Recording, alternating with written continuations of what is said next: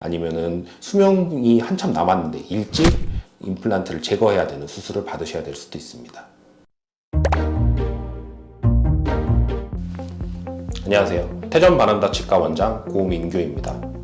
치아 하나가 빠졌는데 어떻게 해야 될까 고민하시는 분들 많으실 텐데요. 인터넷에 검색해보면은 브릿지, 틀니, 임플란트 등 여러 가지 치료가 많이 나와 있습니다. 오늘은 그런 여러 가지 치료들에 대해서 차이점이 뭔지, 장점은 뭔지, 어떤 치료는 어떻게 하는 것인지에 대해서 설명해 드리고자 합니다.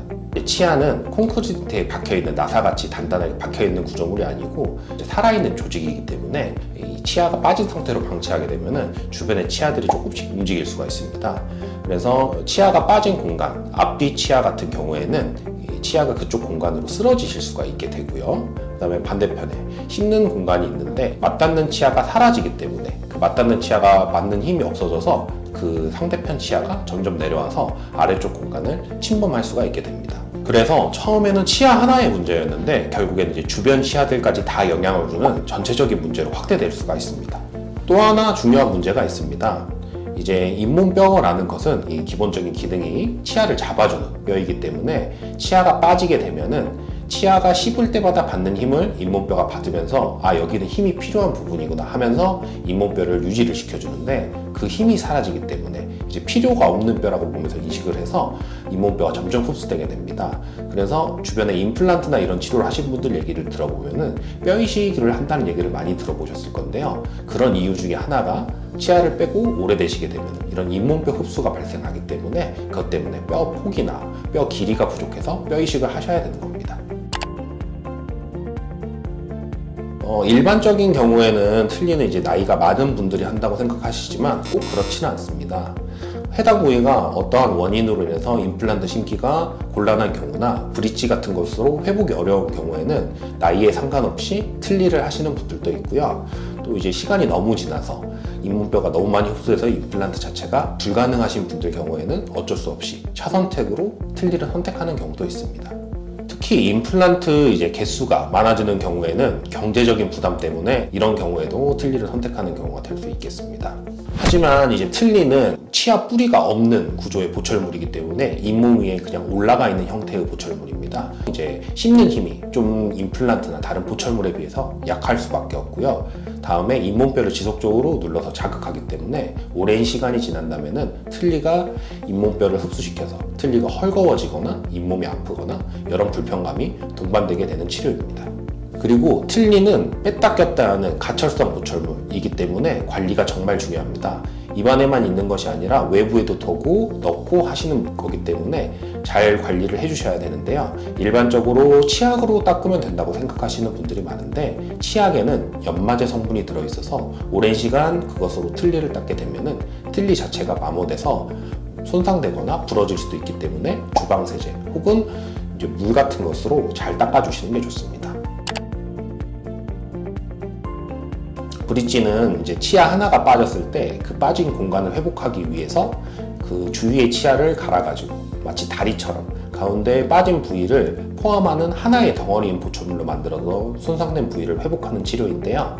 씹는 힘이나 이런 것은 임플란트와 비교될 정도로 단단하긴 하지만 옆에 치아를 갈아야 되는 점이 단점이 될 수가 있습니다. 하지만 빠진 부위에 수술이 불가능하거나 아니면은 치료 기간이 짧기 때문에 어쩔 수 없이 브릿지를 선택하는 분들한테는 좋은 선택지가 될 수는 있습니다.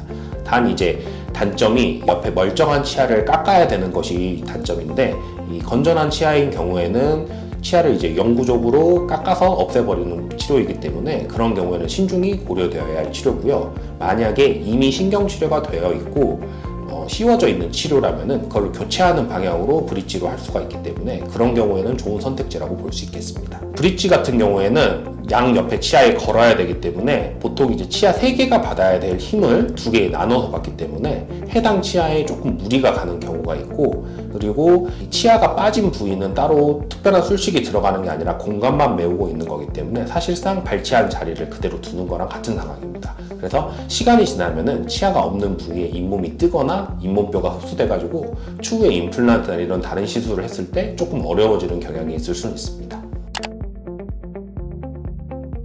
임플란트는 이제 치아 하나나 두 개 이렇게 여러 가지가 빠진 분들 같은 경우에 이제 임플란트 치료가 요새는 많이 고려되고 있는데요. 임플란트는 이제 인공 뿌리부터 다시 심어가지고 치아의 형태를 그대로 모방하는 치료입니다.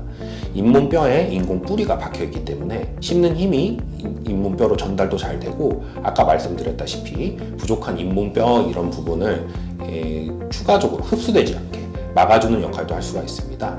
그리고 씹는 힘은 인공 뿌리 자체가 있기 때문에 틀니나 브릿지에 비해서 훨씬 강한 편이고요. 정상 치아 힘의 대부분으로 회복할 수 있을 만한 저장력을 가지고 있습니다.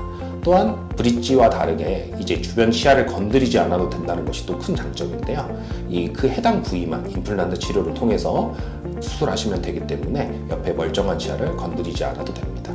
물론 이제 임플란트도 단점은 있는데요. 치료 기간이 틀니, 브릿지에 비해서 조금 긴 편이고, 뼈가 부족하신 분들은 추가적으로 뼈이식이나 이런 치료가 필요하실 수도 있고, 치료 기간 자체가 다른 치료에 비해서 조금 길기 때문에 그 기간 동안 조금 불편하신 점이 있다는 게 단점으로 생각할 수 있겠습니다. 그리고 임플란트도 한 번 심으면 평생 간다고 생각하시는데, 임플란트도 이제 시간이 지나거나 관리를 잘 하지 않게 되면 여러 가지 부작용이 있게 됩니다. 저희가 그래서 항상 임플란트를 설명드릴 때 영구적이라고 말씀드리지 않고 반영구적이라는 말씀을 드리는데요. 이거는 관리 여부에 따라서 임플란트 수명이 결정되기 때문입니다. 임플란트 자체가 썩지는 않지만 임플란트 주변에 있는 조직들은 환자분의 잇몸 조직 그대로이기 때문에 양치가 잘 안 되시거나 관리가 잘 안 되시는 경우에는 임플란트 주변에도 임플란트 주위염이라는 염증이 생겨서 주변 뼈를 흡수시켜서 결국에는 염증이 생겨서 임플란트가 흔들리다가 빠지는 일반 치아와 똑같은 형태의 치주염이 생길 수가 있습니다. 그렇기 때문에 주기적으로 치과에 내원하셔서 관리도 받으시고 스케일링도 하시고 치간 칫솔 같은 걸로 관리를 잘 해주셔야지 임플란트 10년, 20년 그 이상으로 오래 쓰실 수가 있고, 관리가 안 되신다면은 초기에 실패하거나 아니면은 수명이 한참 남았는데 일찍 임플란트를 제거해야 되는 수술을 받으셔야 될 수도 있습니다. 많은 분들이 임플란트가 정답이 아닌가요? 라고 질문을 많이 하십니다.